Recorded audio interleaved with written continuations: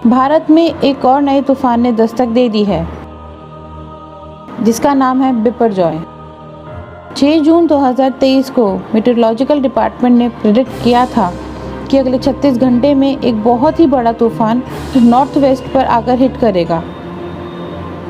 ये बहुत ही पावरफुल चक्रवात था जो ईस्ट सेंट्रल अरेबियन सी में बना था और इसका लैंडफॉल होना था इंडिया पाकिस्तान बॉर्डर पर। बिपरजॉय का सबसे पहला साइक्लोनिकल डिप्रेशन 6 जून को आईएमडी ने नोट किया था। समुद्र में हलचल होने की वजह से ये बिपरजॉय बहुत ही वीक था और इसने एक चक्रवाती तूफान का रूप नहीं लिया था। जैसे जैसे आगे बढ़ता रहा, ये एक तूफान का रूप लेता रहा। चलिए इस पूरे मंजर को थोड़ा सा और डीपली देखते हैं। इस पूरे मंजर के बारे में और डीपली बात करने के लिए बने रहिए मेरे साथ। मैं हूं प्रियंका सिंह, आप देख रहे हैं मेरा यूट्यूब चैनल टेक्निकल गाड़ी वाला। तो चलिए आगे बढ़ते हैं और बात करते हैं इस तूफान के बारे में कि ये कैसे तो ओरिजिनेट हुआ है, कहाँ जाकर इसने हिट करा है, क्या तो इसका रिजल्ट रहा है और इसका नाम बिपरजॉय ही क्यों पड़ा। 1 जून को आईएमडी ने अरेबियन सी में साइक्लोनिक सर्कुलेशन की संभावना को नोटिस किया था और बाकी दूसरी ग्लोबल फोरकास्ट ने भी यही कहा था कि पॉसिबिलिटी है कि ये साइक्लोनिक सर्कुलेशन एक चक्रवाती तूफान का रूप ले ले। 5 जून को साइक्लोनिक सर्कुलेशन अरेबियन सी में फाइनली देखा गया, जिसकी वजह से एक लो प्रेशर एरिया बन गया था। उसी दिन साइक्लोनिक सर्कुलेशन में और भी ज़्यादा हलचल दिखाई दी। इसकी वजह से जॉइंट टाइफून वार्निंग सेंटर ने सिस्टम पर ट्रॉपिकल साइक्लोन फॉर्मेशन का अलर्ट डाला था। जब आईएमडी ने देखा तो पाया कि साइक्लोनिक डिप्रेशन या फिर साइक्लोन में जो हलचल है और भी ज़्यादा डेंस और डीप हो गई थी, जो अब एक साइक्लोन स्ट्रॉम का रूप ले चुकी थी और इस साइक्लोन को नाम दिया गया बिपरजॉय।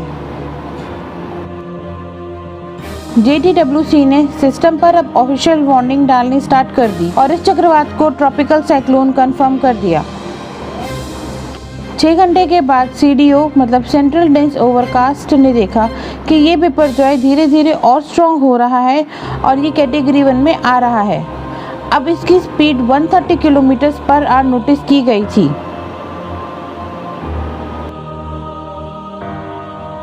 सात जून को 12 बजे आईएमडी ने इस साइक्लोनिक स्ट्रॉम को सिवियर साइक्लोनिक स्ट्रॉम के रूप में अपग्रेड कर दिया था, जिसकी स्पीड अब 100 किलोमीटर पर आवर नोटिस की गई।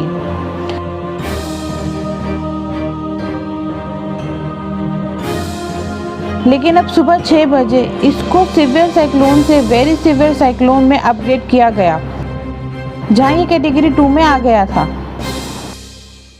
ये सब कुछ देखा गया था SSHWS के पैरामीटर्स पर।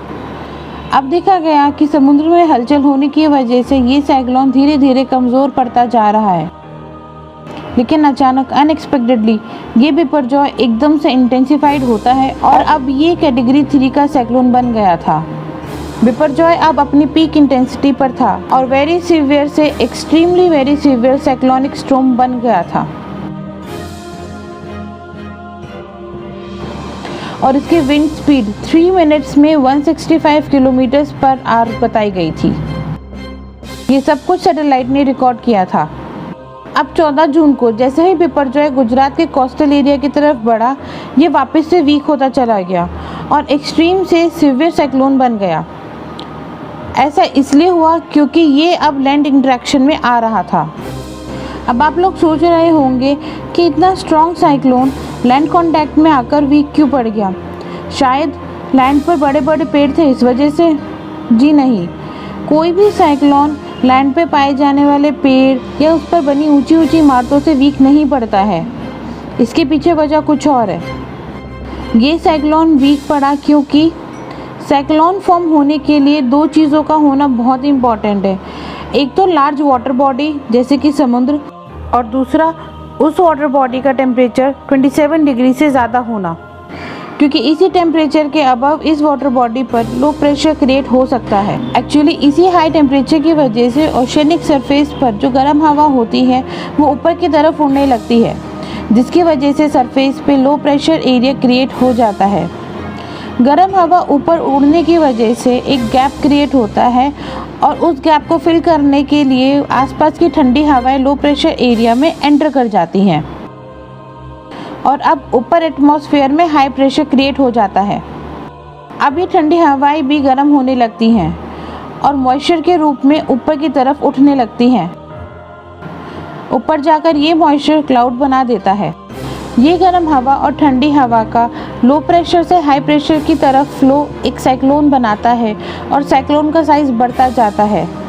ये प्रोसेस तब तक चलता है जब तक मॉइस्चर की सप्लाई रुक ना जाए, मतलब जब तक साइक्लोन ओशन सरफेस से कोस्टल एरिया या लैंड तक नहीं आ जाता।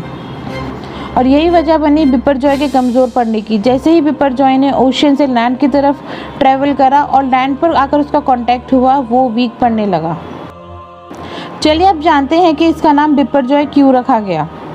बिपरजॉय का मतलब है डिज़ास्टर यानी आपदा। ये नाम बांग्लादेश का दिया हुआ है।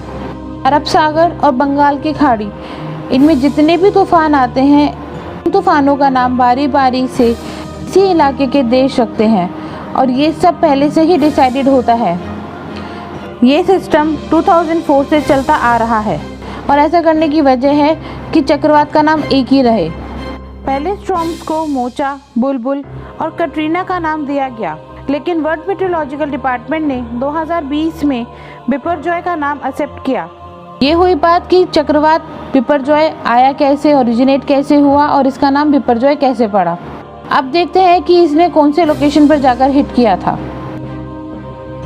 16 जून को बिपरजॉय की location 715 kilometre south of Karachi, Pakistan में देखी गई थी और एक्सपेक्टेड था कि चंद घंटों में ये गुजरात और मुंबई के कोस्टल एरिया तक पहुंच जाएगी और वही हुआ। और वाकई में 9 किलोमीटर आवर की स्पीड से ये 6 घंटे में गुजरात कोस्टल एरिया पर आ गई थी। लेकिन यहाँ के लोगों को पहले ही अलर्ट कर दिया गया था, स्पेशली सौराष्ट्र और कच्छ के कोस्टल एरिया को खाली करा दिया था। यहाँ पर साइक्लोन की speed 150 kilometre per hour note की गई थी। इसी दौरान नॉर्थ वेस्ट कोस्टल गार्ड ने एक रेस्क्यू ऑपरेशन स्टार्ट किया था, जिसमें इन्होंने 50 लोगों को ऑयल ड्रिलिंग शिप से निकाला था। अगर बिपरजॉय की बात करें तो इसकी और 10 दिन तक रहने की आशंकाएं हैं। ये वीडियो आपको कैसी लगी हमें कमेंट करके ज़रूर बताएं और ऐसी और भी इंफॉर्मेशंस के लिए हमारे चैनल को सब्सक्राइब करना ना भूलें।